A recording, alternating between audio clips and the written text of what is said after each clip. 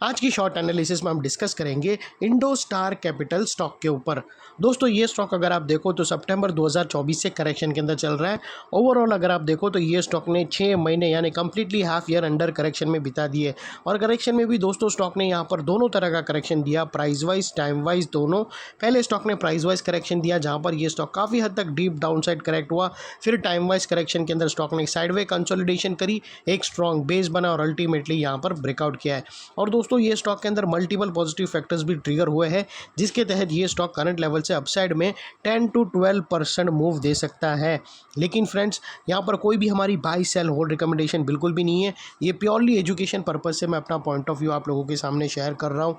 कोई भी पोजीशन लेने से पहले अपने फाइनेंशियल एडवाइज़र को ज़रूर कंसल्ट कर लेना।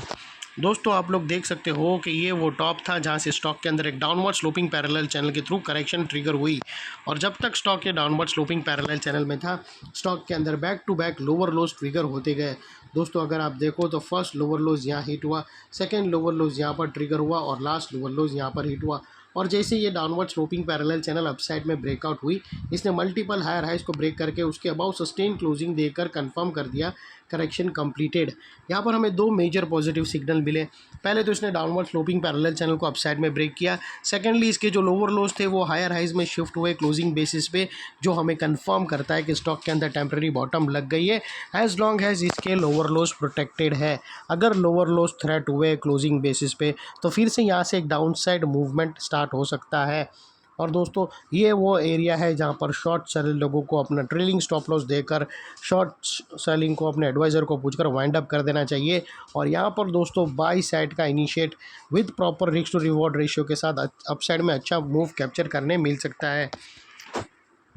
और दोस्तों बात कर लेते हैं यहाँ पर चार्ट पैटर्न की। तो सबसे पहले दोस्तों आप लोगों को बता दूं कि यहाँ पर हमें इलियड वेव का टर्मिनल इम्पल्स ब्रेकआउट होता हुआ आइडेंटिफाई होता है।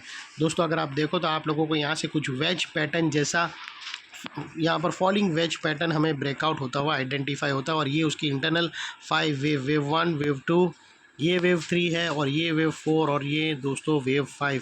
और दोस्तों इसकी जो डाउनवर्ड्स सप्लाई ट्रेंड लाइन थी ये वो भी अपसाइड में दोस्तों ब्रेकआउट हो चुकी है ये एंगल से।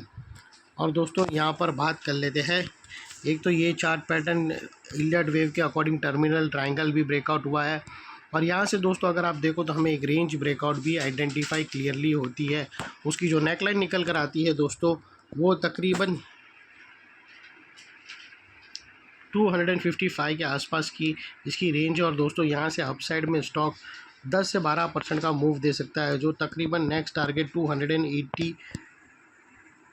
280 का फर्स्ट टारगेट है और सेकंड टारगेट तकरीबन 290 के आसपास का 295 के आसपास का सेकंड टारगेट है। और दोस्तों बात कर लेते हैं स्टॉप लॉस की। तो यहाँ पर मल्टीपल ऑप्शन अवेलेबल है, आप अपने एडवाइज़र को पूछकर ब्रेकआउट कैंडल के लो के नीचे क्लोजिंग बेसिस पे स्टॉप लॉस रख सकते हो या फिर नियरेस्ट लोअर स्विंग। जो भी स्टॉप लॉस रखो दोस्तों इतना मेक श्योर करना आपका risk to reward ratio at least 1:2 या मिनिमम 1:1.5 रहना चाहिए।